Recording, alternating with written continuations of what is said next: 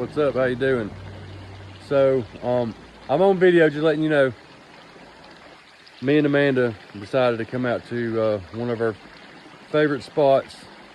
Some people know it as a sundial. Some people just know it as Pinhotti. But it's a little pull off. And you may recognize, some of you may not. It's just a beautiful place. So, as many of you know, originally my grandfather used to take me out here. I would be playing this water over here. That was back in the 80s. It crushed his heart because I hate to say this, but I ended up with meningitis. I was in the hospital for quite a while. A lot of people don't know that about me. Sorry about the sun. Do this. But like, he would always come out here. There used to be a little round rock right through here, which some people pulled the rock up and threw it out in the pond. But it was a circular rock, and a lot of people called that rock the sundial. So we would go by McDonald's when I was a little kid, and we would come up here, just me and him. And I would sit on the rock and I'd eat my cheeseburger, and you know, he'd be out here just enjoying nature. Many people don't know that my grandfather's family back, I don't know, in 1940s, 50s maybe, something, they own basically the entire foot of Cheehaw. Where Hillaby's at now, they used to have a farm where they grew all kind of stuff. I remember him talking about beans and corn, and you know, it was a pretty big farm. If you know Hillaby, many people go there fishing now, and me and Papa all went to fish as well. But this is a special place for me and my grandfather. Well, fast forward about 10-15 years, and I found myself coming out here with all my friends. And I don't know how we come out here. I don't think it was really my idea, but there was a part of this trail we made a campsite at, and we would stay out here days on end.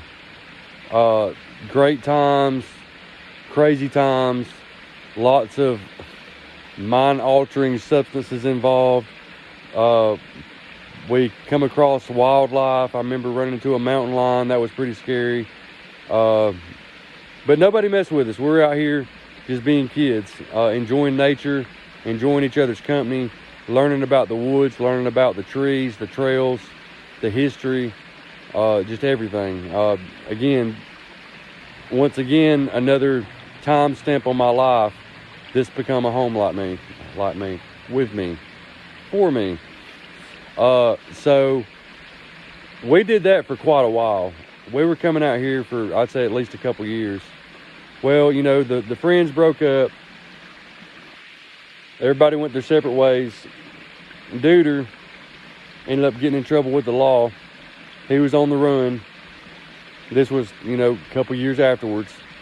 And long story short, he ended up making his home on this trail. So, and I know exactly where he was at, and I know exactly where he was staying. It wasn't here, but it wasn't very far from this spot. And then there was Joe. Joe didn't have strong ties to this trail, but he had strong ties to us. So you got the memory of Pawpaw here with me. And then when Duder passed away, we spread 100%, pretty much 100% of his ashes right here in this little brook, and went down into the deeper part, which, you know, the deeper part is probably, I'd say 4 feet, maybe 5, probably not even 5. But Duder's mom went to spread his ashes, and she just couldn't bring herself to let Duder go. She just started crying. So she handed the bag to Jimmy. Jimmy was his dad. And Jimmy just took it from the bottom of the bag and just turned it upside down. And he poured it right here. And that whole thing over there just turned solid white with ashes. A lot of Duder's ashes went here, and it when he got in this water, he changed it. And then later on, Joe's significant other, Joanna, she come up here to spread his ashes. So now you've got the memory of Pawpaw, the memory that I have with my friends. Duder's ashes are spread here. Joe's ashes are spread here. And for those of you that follow us semi-closely, know that Amanda just lost her uncle. So, lots of things to say about that. But as far as the ashes go, half of his ashes were supposed to go to Delaware because he had all his Army friends. He lived in Delaware. He loved Delaware. He loved Delaware. He was back and forth between Delaware and Alabama most of his adult life, I guess you could say, or a good chunk of it. So half of his ashes were supposed to go to Delaware, and the other half was supposed to go between his family. Well, Amanda's mom sent half of his ashes to Delaware like she should, but she took the other half to Mars Hill Cemetery and spread them there, which is the last place he wanted to be at. He did not want to be in the cemetery because that was the whole reason he got cremated. He did not want to be in a cemetery. He wanted to be with his loved ones. He wanted to be with his special places, so on and so forth. So Amanda found out about Jim's death after the fact. Jim had been passed away for a week. All of his belongings had been given away. Her mom had sold the stuff that wasn't given away. She sold his car and went through his house and did all the stuff, and then told Amanda. So now, at that current time, Amanda has nothing of Jim because her mom has already taken care of everything. When I say taking care of it, she made sure that Amanda didn't have nothing to do with it. So, I believe it was my idea. I told Amanda, why don't you call his friends up in Delaware? They're getting his ashes. Although you don't know them, I bet they know who you are because that was Jim's closest friends. So Amanda calls or gets in touch with one of his friends up there, the guy that was getting the ashes, and he sends a portion of Jim's ashes back to Amanda. Is that not freaking awesome? So Amanda's got Jim's ashes, and she took a portion of her portion and poured them out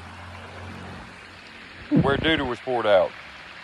So now we've got Joe's ashes, Duder's ashes, Jim's ashes, and then Pawpaw. This was his home, you know, basically. His home away from home. So we want to come through here and spread Jim's ashes, say hello to our loved ones, just show respect, spend some time. And off the current subject, I want to tell all of you that it's very important that you get outside of your house. We all get caught up in the comfort of home. We want to watch TV. We want to be on the internet. We want to do all kind of stuff at home. And that's awesome. I love that. I do. But don't forget where you came from. Don't forget how much nature does for you.